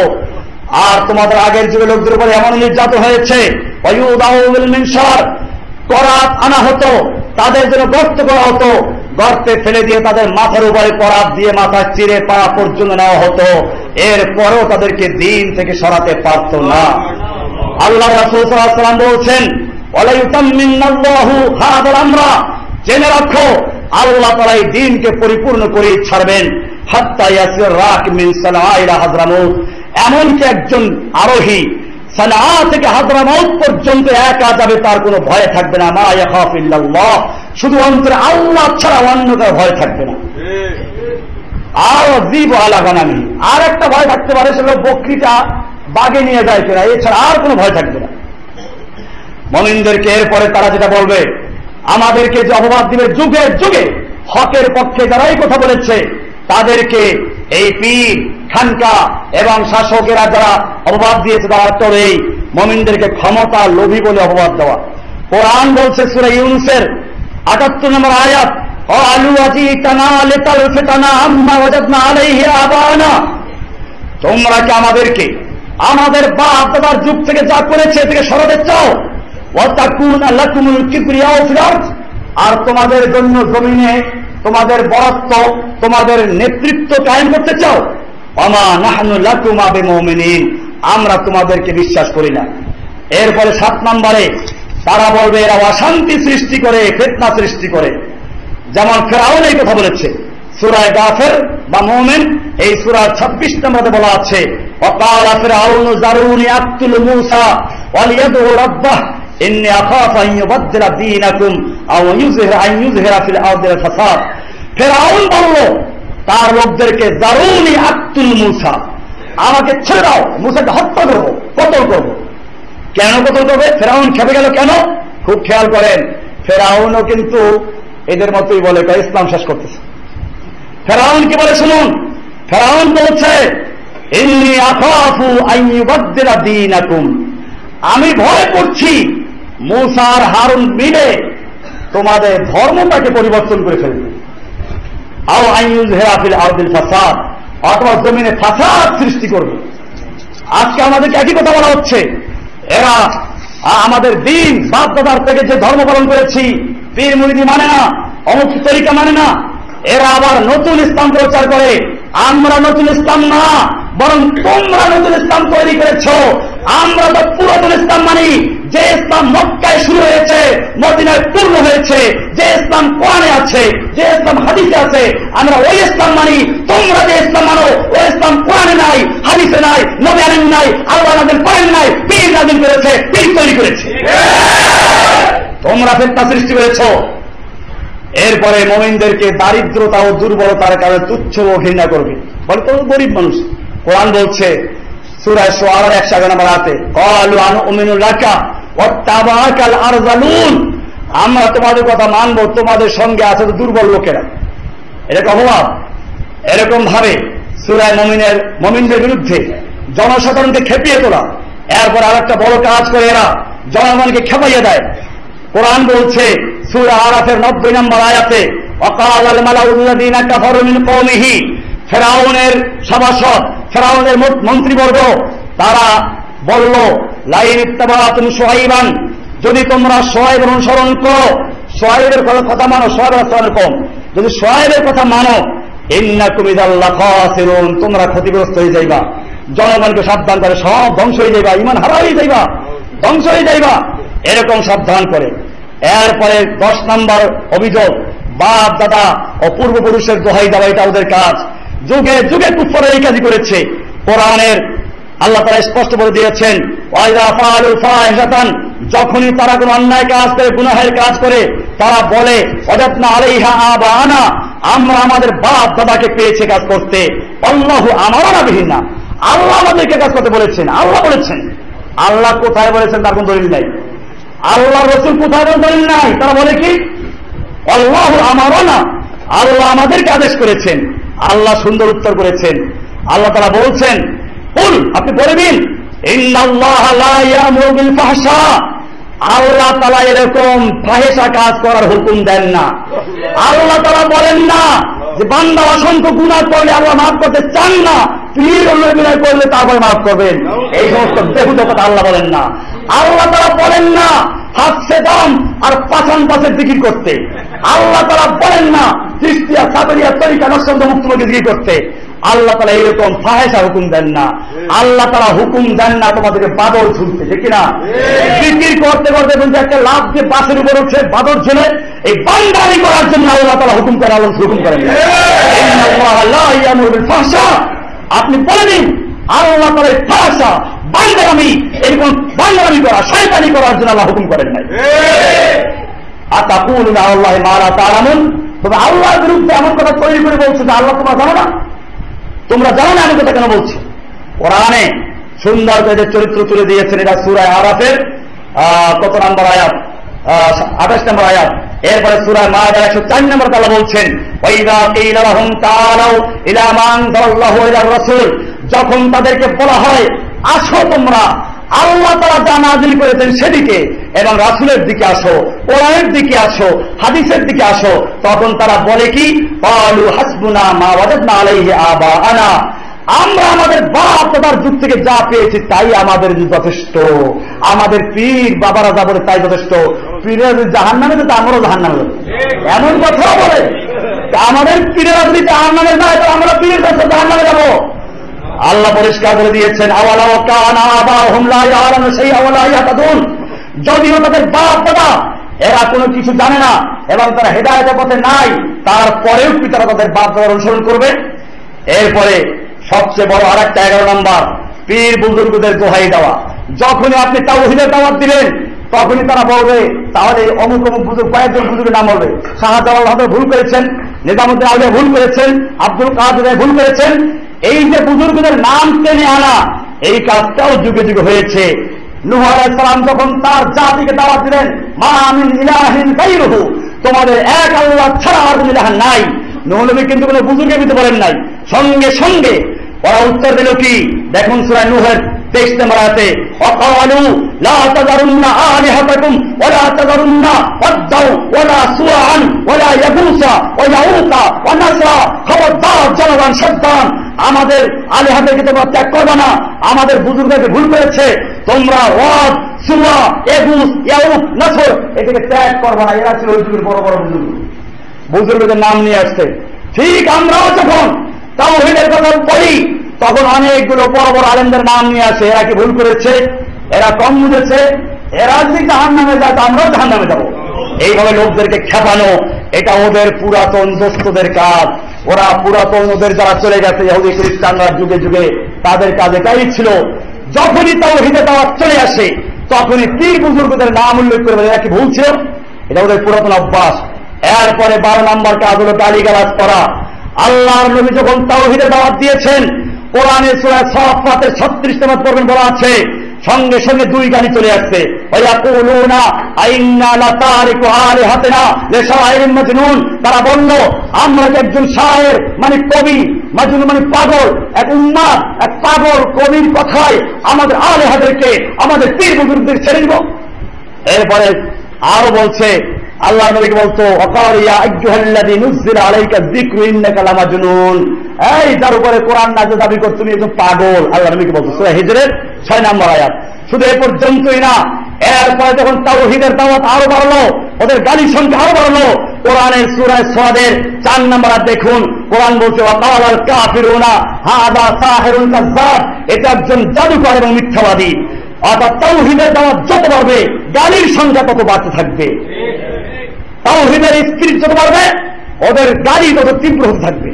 13 নম্বর, ইসলামের ভিতরে ওরা নানা রকম সংশয় এবং সন্দেহ ঢুকিয়ে দেবে।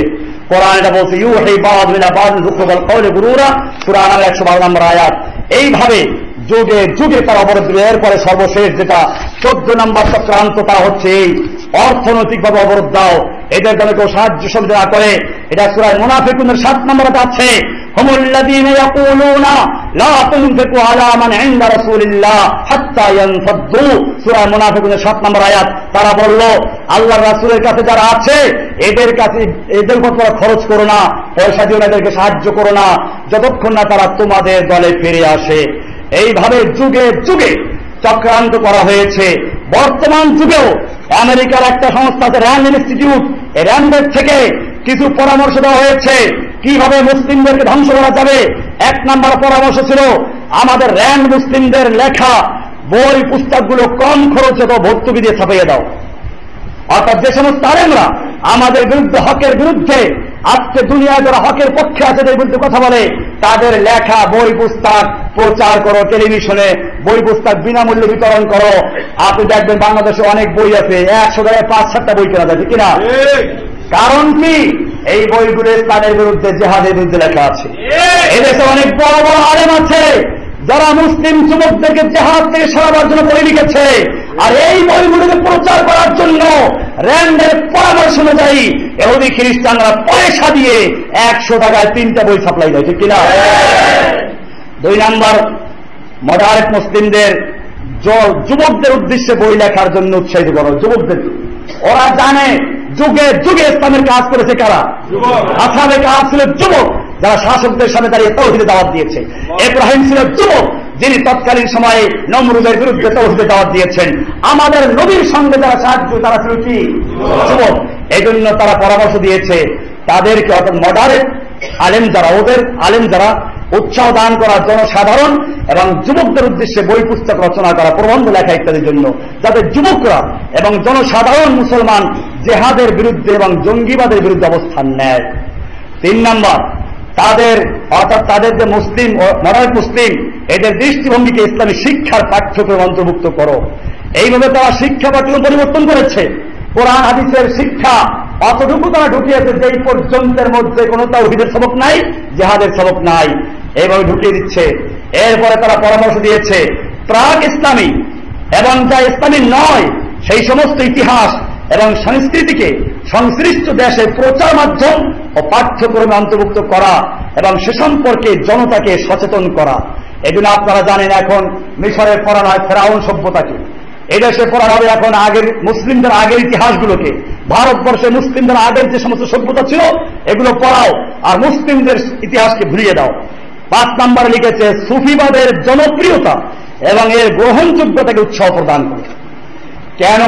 ওরা সুফিবাদকে এই জন্য ওরা সুফিবাদকে পছন্দ করে, বরং সুফিবাদের মধ্যে মানুষ ঢুকে গেলে তখন আর কেউ জিহাদের পথে ফিরে আসবে না, ওদের জন্য হুমকি থাকবে না। সেই জন্য আজকে দেখবেন বিভিন্ন রকমের বাউল সুফি, পীর সুফি, দরগা খানকা, ব্যান্ডের ছাতার মতো কত খানকা, দরগা, পীর গোটাচ্ছে, আর তাদেরকে অর্থ দিয়ে সাহায্য করে বড় বড় খানকা তৈরি করে দিচ্ছে, ঠিক কিনা? আর যারা হকের কথা বলে তাদেরকে মসজিদগুলো ছেড়ে এইরকম একটা জঙ্গলে এসে ছোট্ট একটা মসজিদ তৈরি করে, ঠিক কিনা?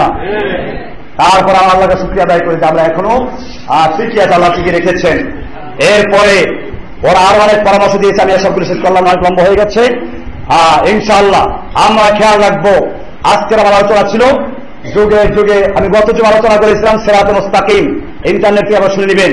এই সিরাতে মুস্তাকিমের পরে দ্বিতীয় পর্ব হচ্ছে আজকে এই আলোচনা, যে সিরাতে মুস্তাকিমের উপরে যুগে যুগে একটা দল থাকবে, সেই দলের কি পরিচয়, তারা কি করবে সে আলোচনা করা হয়েছে, তাদের বিরুদ্ধে কি কি চক্রান্ত করা হবে তাও আলোচনা করা হয়েছে, এবং কি কি চক্রান্ত হচ্ছে এগুলো আমার বইতে আছে, সবগুলো আলোচনা হলো না।